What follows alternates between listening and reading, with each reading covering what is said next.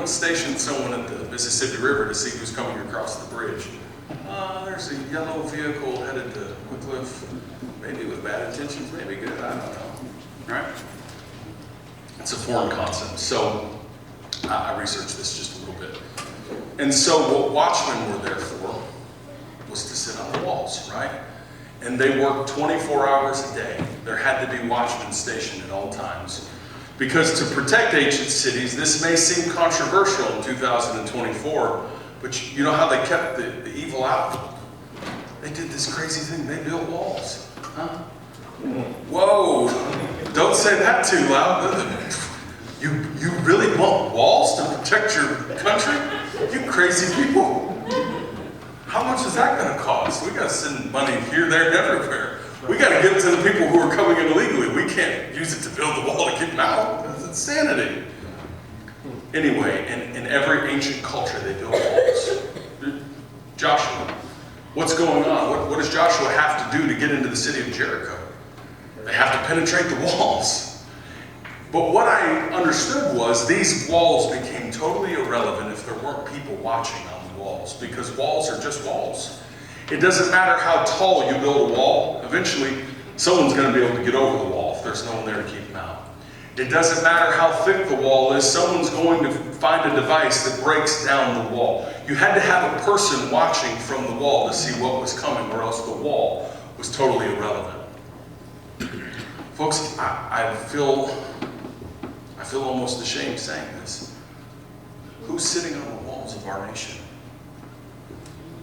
We expect it to be presidents, congresspeople, senators, governors, mayors, right? That's who we elect to watch our walls. They're doing a good job. No, they're doing a terrible job. In every possible way, they're failing. If they worked for any one of you at your personal business, you would fire every one of them, and you would not give them a letter of recommendation for their next endeavor. No, they can't do the job, and yet these are the people we keep electing. And we just allow it. In 2016, I said to my dad, he goes, "Who are you going to vote for?" I said, "Here's the problem. We have two options out of the 360 million people that live in this country. We've got a witch who had 53 suicidal friends. That's a record, right? A woman who is definitely delving into the pagan occult. A psychopath. Or a celebrity real estate guy who's gone bankrupt. You know, he's wrote more bounce checks than anybody on earth, who, you know, is famous for a little catchphrase, 'You're fired, you're fired.' I don't know who combs the man's hair. I don't know how he made his money, right? Those are the two options they gave us. And you know, one of those people actually did a pretty good job, shockingly. I thought, boy, we're in for something. And the whole time while he was trying to do a good job, our media, our other politicians, anybody who could tried to tear the man down. And you know what? He's like Lucy at 3 o'clock in the morning. He just swung the door open recently and said, "I'm here. Johnny's back." We've put the wrong people on the walls. They've left the walls defenseless. The people who are supposed to be sitting on the walls are in the churches of America, and they've let their guard down. Hey, we voted for a politician, that's their job, we're going to leave it alone. We're not going to talk about what's coming. We're not going to prepare people. We don't want to step on any toes. We don't want to make anyone mad. We don't want people uncomfortable in their pew. And we stopped making people uncomfortable about 75 years ago in this country. Things gotten better in the last 75 years, or things gotten worse? Yeah, sometimes you have to challenge people. Sometimes you have to have uncomfortable conversations, right? If every time your kid does something wrong, you just give them a lollipop and a tablet and tell them to go away, you think that's raising them? You think they're going to be better after that, or are they going to be worse? Well, guess what? Look around, folks. That's how our kids are raised. Their parents don't have time for them. You go to the average restaurant and you see a family of 5, and every one of them are staring at a different device. They don't know each other. They don't have any attention span, because the average length of the thing they're watching, Chloe Hill told me, is between 15 and 60 seconds. Am I right? Well, how are we supposed to get an attention span if we are changing what we're doing every 15 to 60 seconds? We have no one watching our walls. We have no one looking out saying, Someone's coming. Someone's coming. So when they were stationed on the walls, sounds like a simple enough job, right? I always say about night auditors in a hotel, like, they have two jobs. They show up and they stay awake. That way, I'm not there and I'm not there. That's your two responsibilities. How many of you know that's not good enough, right? If you're working a 24-hour business, some of you are 24-hour people, right, working those midnight shifts. You can't just be awake at 3 in the morning and that get the job done. Someone needs something. When Jude was born, Kayla and I were convinced this is the greatest baby that's ever been born. I'm still mostly convinced of that. His siblings give him a run for his money sometimes, but he was probably about the greatest baby that's ever been born. Sorry to the parents and grandparents. But through the day, it was like he was so easy. He would take his bottle, he would burp, you could change him, he would laugh, he would coo. I'm like, people talk about this like it's hard. I can do this. And I remember after the second night, this nurse was so sweet, and she came back, and I was like, you look like you've had a rough night. And she was like, you'll take him home tomorrow. You'll see. I was like, what? And she was like, you'll see. You'll see. Oh, that sounds like a threat. It was. She was threatening us. Like, I don't know what she did to him, like if she pinched him on the way out, or if she has a little collar, like, make him real mad when it's bedtime. But that first night, you remember? Finally, by 3 in the morning, Kayla and I are looking at each other like, can we get him back? Like, there was someone dealing with him at the hospital. Like, what are we supposed to do? What makes this kid happy? I was so frazzled. Anyway, I don't know why I told you that story. I just love it. It's on my mind today. God just dropped it in. It wasn't in my notes. We don't have anyone watching the walls. There's someone coming. To be awake at night isn't good enough. You have to have skills, right? And if you ever, none of you are defined by this, but does anyone have a coworker or has ever worked with anyone that you see them and you're like, they don't really do their job very well. I wouldn't trust them with my organization. It's none of you. It's not me. But every one of you knows someone that you're like, ooh. Now, imagine that's the person watching over your city. Anybody just have an anxiety attack? Oh gosh, that's the person stationed at the walls. So we understand that's not an easy job to be the watchman, to be up at all hours. And it's not just seeing what's visibly coming, right? We know with the story of the walls of Jericho that Joshua sent spies. They weren't just dancing down the road. The Bee Gees weren't playing. They were hiding. They were trying to infiltrate the walls through nefarious means. They were trying to get in secret. And so the watchman at the wall had to have a keen eye, like a sniper, right? They had to see everything. And they had to see it from the furthest distance possible because they had to communicate the information to someone. Someone's coming. And they couldn't just say someone is coming, you understand, because there are levels to this thing. When you're at the hospital and you're the person working the information desk, there's people coming all the time. You have to decide, is this the person that's coming to go postal and shoot us all? Is this just a person that wants to get in and see a family member? Is this person in an emergency situation? Is this a vendor coming to fill our drink machine so everybody continues working here for another day? Like, there's different people coming in and out of your city or your territory or your home. And the watchman at the wall had to discern that information, and they had to discern it from very far off. Does that make sense? Because if you saw spice traders coming who were welcome to your city, but you misidentified them and you said that's an enemy, and then you get everybody all riled up and you send a military contingent to meet them before they get to the walls, you're not going to get those spices at the end, and you're probably going to start a war with another nation, another territory, another city, another people. But if you thought they were spice traders and they're coming and they've got weapons hidden under their cloak, or they have messages hidden under their cloak, or they have nefarious means for your city, and you just let them in and you don't tell anybody the information, well, that could be fatal. They had to have a lot of skills to be a watchman. As I was preparing this message, I didn't hear God. He didn't grab me by the shirt and say this or anything. But last night I felt compelled to say this. God's called some of you to be watchmen. And some of you know it. Some of you feel it. And you think, God, I don't know, maybe it's not me. Maybe you have something else for me. Maybe there's someone else better qualified for that. Well, let me be the second confirmation to you. If you feel like he said it to you, I'm just going to reconfirm it. You're the one he's calling.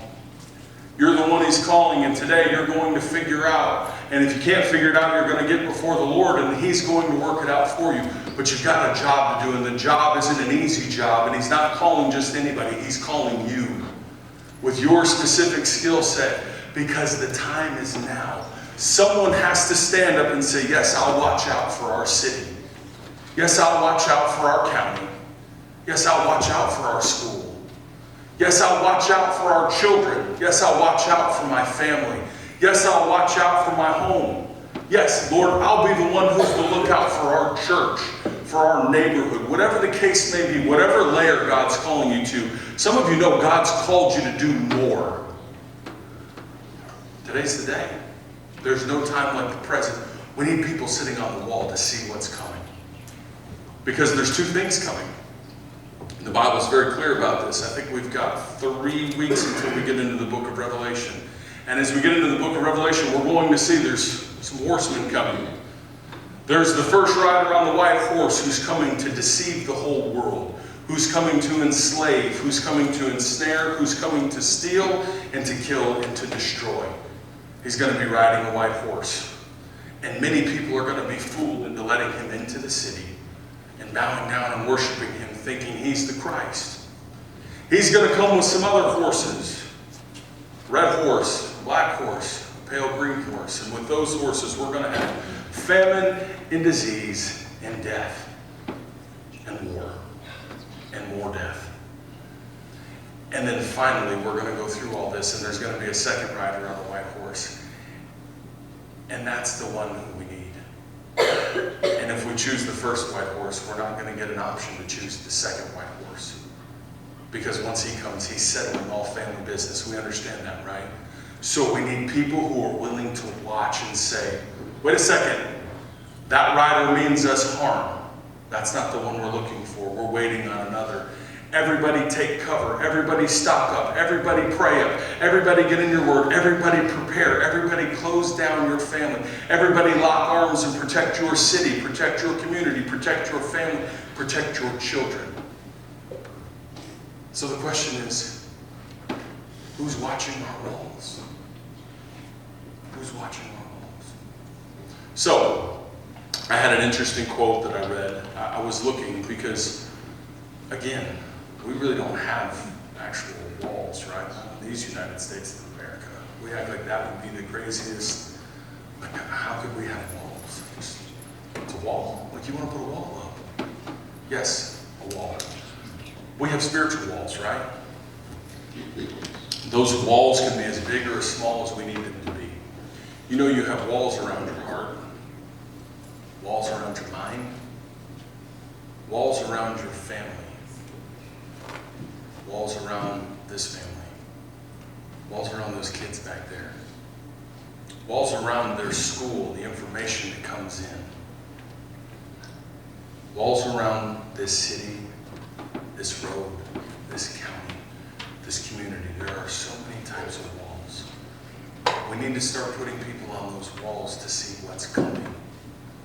So, the quote was this: Lord, what are these modern walls? And it said, the modern watchman is called to sit on the wall spiritually and to watch what's happening culturally and alert the people who are subjected to them or the people that they interact with so that they can be prepared. In Jeremiah it says, if the watchman tells you what's coming and you don't prepare, that blood's on your head. But if there's no watchman, it's on all of our head. If there is a watchman and that watchman is too afraid to tell you what's coming, then that comes on his head. I'm not going to let any of your blood be on my head. So I'm going to always tell you uncomfortable things. I'm going to try to research and find things that aren't just mainstream, that aren't just out in the open, because I want you to be prepared. I saw, in the vein of this, today's Super Bowl Sunday, and I want to talk a little bit about that. I want to talk a little bit more about this Joker and this Steve. I want to talk about what a watchman sees. This is what I see. I saw a sheriff of Butler County, Ohio. Did anybody else see this? and he said, we had our annual sheriff's meeting in Washington, D.C. You know who we've elected to watch the walls over the executive branch of law enforcement? Right? His name is Joe Biden. And he said, you know, he will not meet with the sheriffs. He's the head of, they work for that man. Shane, you have employees all over the country, right? What would they say if they're like, yeah, Shane just refuses to meet with us? How long would you keep that job? Not very long. Not very long. If I just refuse to talk to my employees, then what in the world am I there for? So the sheriff of Butler County, Ohio says the president and the vice president have refused to even meet with us to give us the information. So we were debriefed by the director of the FBI. His last name is Ray. And this is what he said. There are more false flags in these United States than there were leading up to 9/11/2001. That China has sponsored safe houses in every state in these United States. As I said, China. I know we like to think of Al-Qaeda and these little offshoot programs happening in Afghanistan and Pakistan and Uzbekistan and every other stand we can imagine. But all those things take money, you understand. Take a walk through Afghanistan, they don't have any money. Where does their money come from? Well, it comes from two places. The first place it comes from, your pocket. The people funding these wars take your money and give it to other people to come and use against us. We haven't had a discerning watchman in many decades. We're the ones that built the Al-Qaeda. We're the ones that gave them modern weaponry. In fact, we had a vice president of these United States that was the CEO of the leading weapons developer in the world. That weapons developer is called Halliburton. Every time there's a war, when we're looking for WMDs all over, every time there was a war, that man was pocketing billions of your dollars. He's the one sending your money off so that they can come and kill your children. We understand that, right? So when people say, no, I didn't vote, I don't know if voting helps or not because they don't give us the right options, but change has to happen. We have to figure out a way to make a change. We can't just bury our head in the sand any longer because they're not coming for your pocketbook. Yeah, the best estimate I've seen is 28% inflation this year. That's 28% this year, 28% last year, 28% the year before. That's over 4 years, that's over 100% inflation. That's why your grocery bill went from being $100 to $250, right? Because they hate you. These politicians don't love you, they hate you. They're not there to serve you, they're there to serve themselves. That's why there's not term limits on congresspeople and senators. That's why Supreme Court justices run till they die, because they're not there to serve you, they're there to serve themselves. They're not watching out for us. And this sheriff said, there's 3,300 sheriffs in the United States and none of us have been prepared. So we had to send our own sheriffs over to Israel to see what really happened on October the 6th. And they said, local law enforcement, prepare yourselves because they're coming for you, right? They're coming for you. And we're not going to be able to move military around. That's big, right? That's big and slow. That's like turning the Titanic. It's going to take local law enforcement to be prepared because they're coming for individuals' homes, they're coming for people, they're coming for things like concerts. You have to be ready. Why isn't our president preparing our local law enforcement for that? We don't have a watchman on the wall of our nation. We don't have a watchman on the wall of our nation. He refused to meet not only with county sheriffs, but with police chiefs all over this country. Those are the people who are going to be our #1 defense when things go badly for us. And how has it happened? Because we have no walls. And we have no one watching those walls. And I know that seems silly, and I know I made a joke over it earlier, but they've estimated that 33 million people have come across our southern border undocumented in the last 4 years. Most of those fighting aged men, and they're not coming from the South and Central American countries. They're being flown over by someone from Middle Eastern and Far Eastern countries, people who hate America and who hate us, and they're walking across our border. Amen. Because there's no one watching on the walls. Amen. And our pastors are in churches whining about how we have to love people and we have to treat people equally and wonderfully, and that is true. Jesus Christ came to love. We got to know who to love. If these people are hiding in secret trying to nefariously kill us, it's hard to love them, right? We can't wrap our arms around what we don't know is there. It would be much easier if we built a wall and we put some watchmen on it, right? And we stop lying to the American people. I know this is a little bit uncomfortable. Uncomfortable conversations are how we grow, right? Uncomfortable conversations are how we grow. Someone has to tell us what's coming. Well, Brother Nathan, what do? I don't work law enforcement. Okay. Do you have a family? Do you have people you care about? How many of us, I'm going to say us, I'm going to include myself. Probably none of you are like this.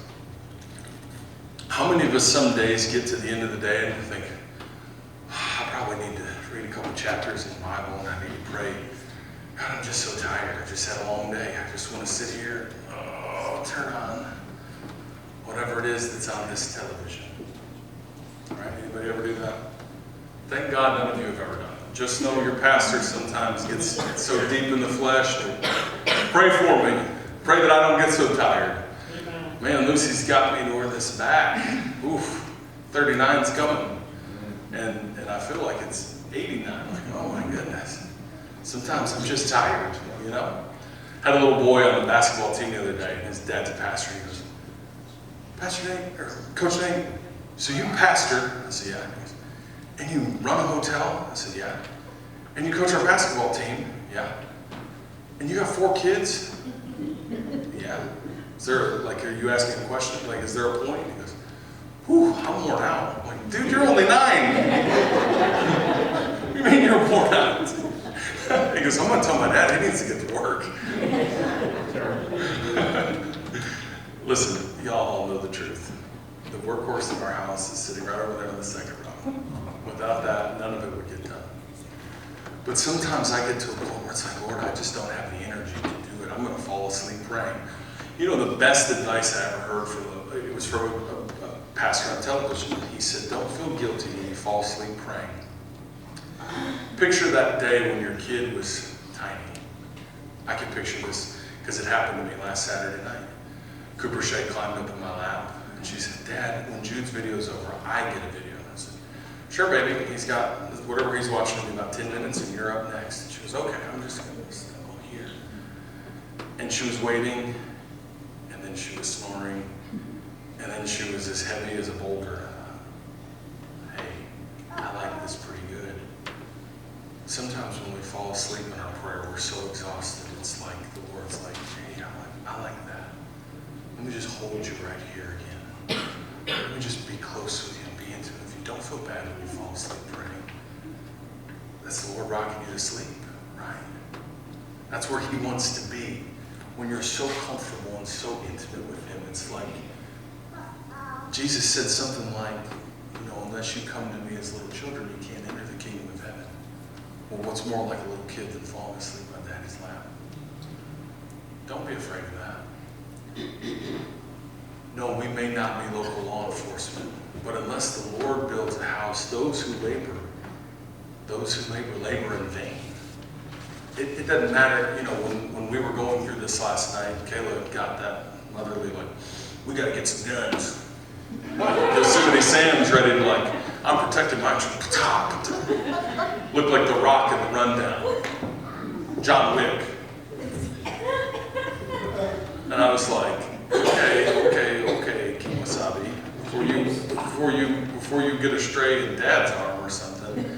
It wouldn't be astray, it'd be on purpose. We all understand that, right? If I come in here and I'm like, yeah, Kayla got a gun. That's coming. That's directed fire. Her dad is a sheriff. She's a skilled marksman. So don't ever let her fool you thinking that's an accident. It doesn't matter how many guns you have, right? The United States of America was infiltrated by a few people who hijacked commercial airlines in 2001. And by the end of the day, more than 3,500 people were killed.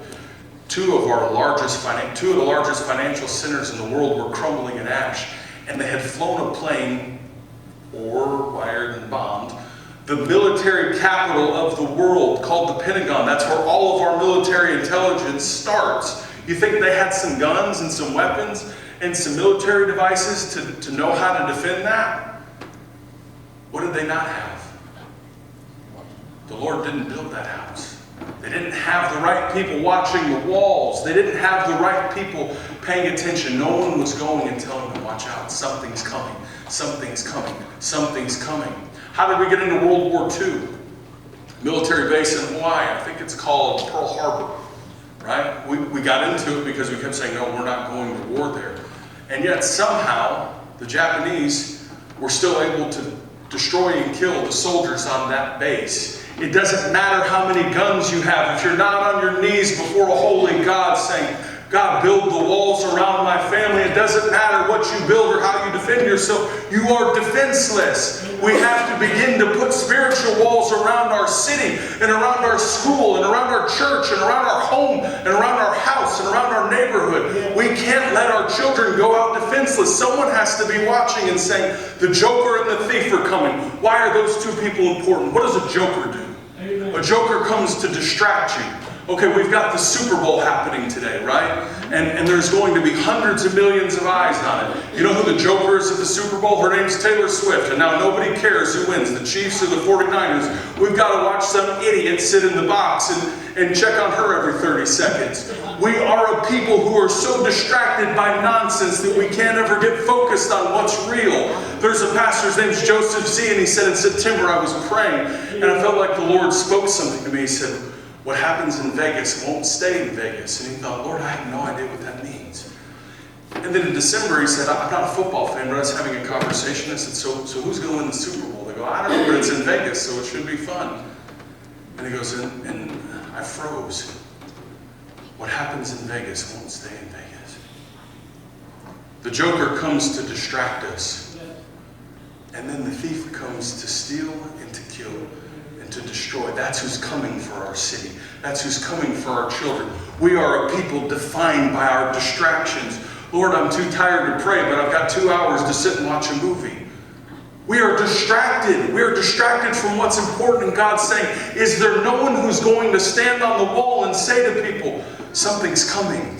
Someone's coming, and they're coming to destroy you. They're not coming to befriend you. They're coming to take your way of life away. They're coming to take your freedom of religion away. They're coming to take your freedom of speech away. They're coming to take your home away. They're coming to take your children away. If you don't believe they're coming to take your children away, let me ask you this question. Has anyone ever heard a politician, I don't know, maybe the highest politician in our country say, we have to stop letting parents think that it's their job to raise these kids. Those are our kids.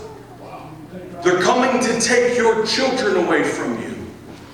But nobody's watching. Nobody's saying it. Because this is an uncomfortable conversation. Am I right? It feels a little bit uncomfortable to hear someone say they're coming after you. They're coming to destroy you. They want to distract you. It's the old Kansas City shuffle. You look this way, and then that way, and then they hit you in the face with a baseball bat. Right? But that's the world we live in. Someone's got to be sitting on the wall. Someone's got to be doing the research. Someone's got to see what's coming. Someone's got to be checking to see what they're teaching their kid in school.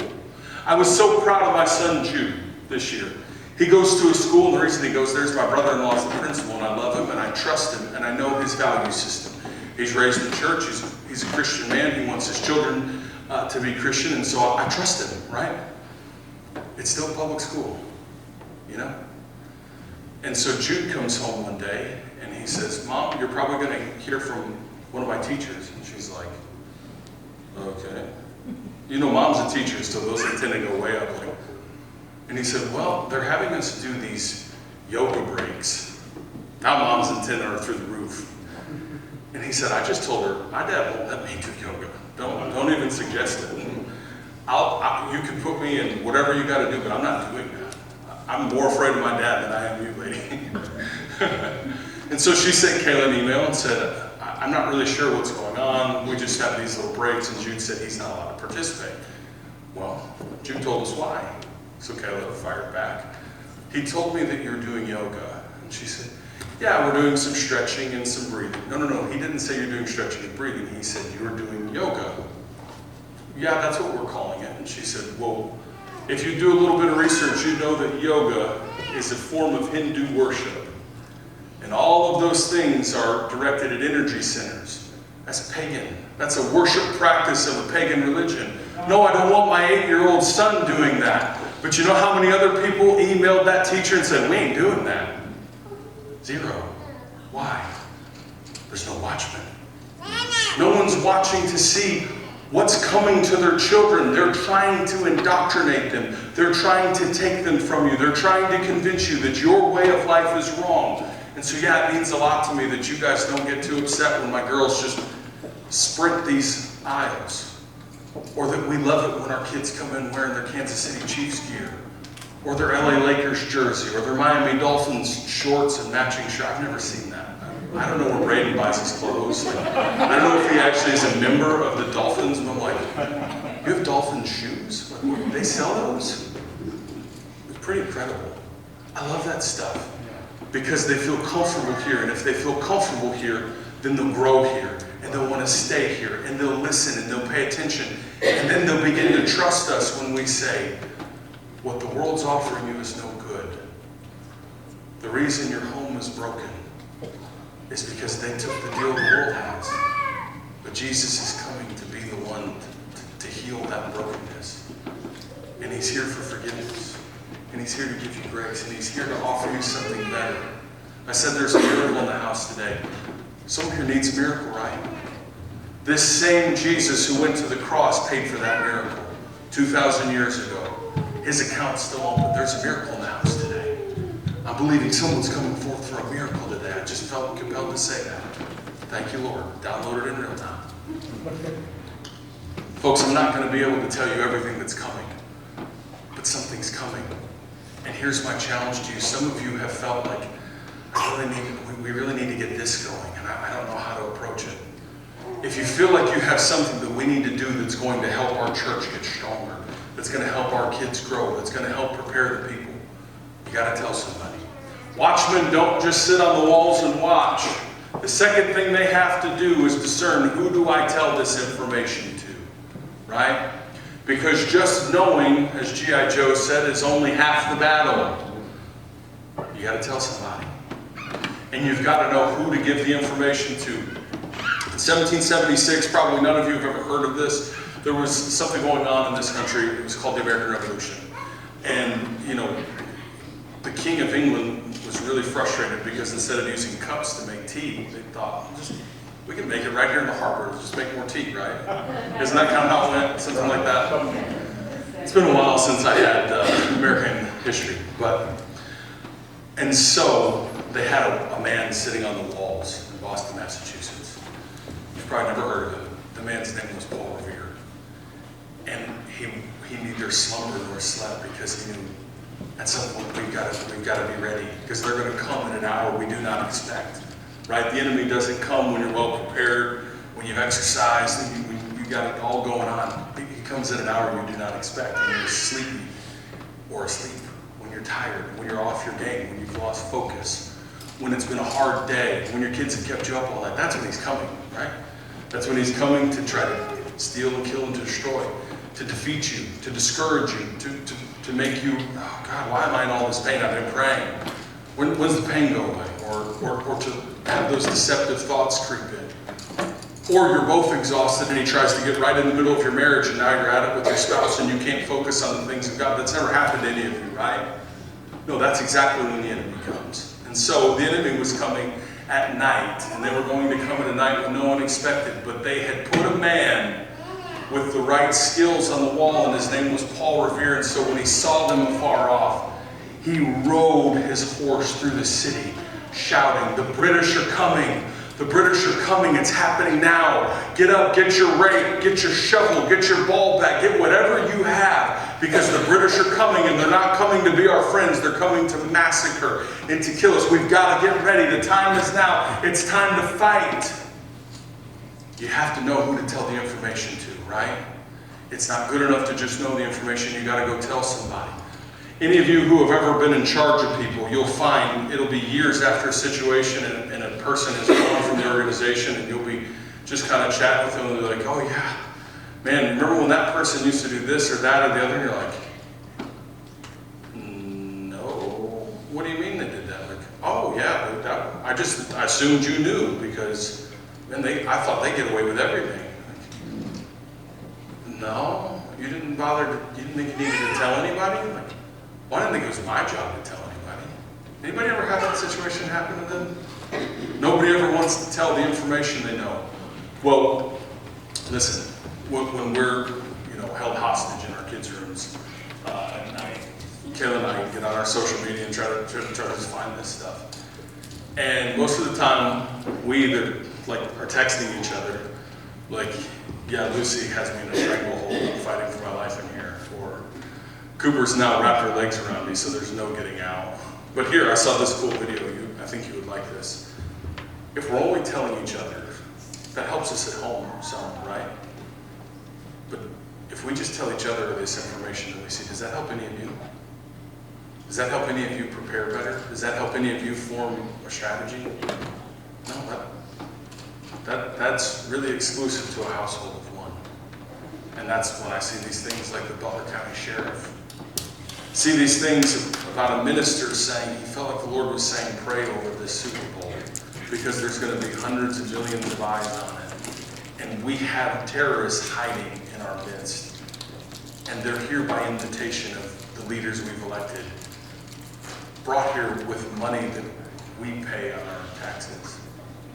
The people in charge aren't for us. We have the wrong people watching. We're going to have to stand up and start watching ourselves. We're going to have to keep watch when we're sleeping. We're going to have to keep watch when it's uncomfortable. We're going to have to keep watch. And we're going to have to figure out who to tell. Because if we just keep that information to ourselves, all we're doing is leaving other people vulnerable. And what does God say in Jeremiah chapter 33? It says, if the watchman has the information but he doesn't give it to the people and their blood is shed, then whose fault is it? He said, I'll require their blood of the watchman. It's a hard job. We think it's an easy job. Give me a pack of donuts and a Dr. Pepper, and I'll kick my feet up and just watch what's coming. It's the hardest job and the most responsibility you could ever imagine. And when you have the information, you have to quickly discern who does this need to go to make the most impact, to get us the most prepared. The next thing the watchman has to do, his job's not done just because he sees it coming. And I haven't even begun to tell us 1% of the things that I see coming. Those are just a couple of examples, tiny examples. Something's coming. Not only does he have to see what's coming and he has to tell someone what's coming, now he has to engage people. It's not just about getting the problem in the hands of someone, it's about finding a solution.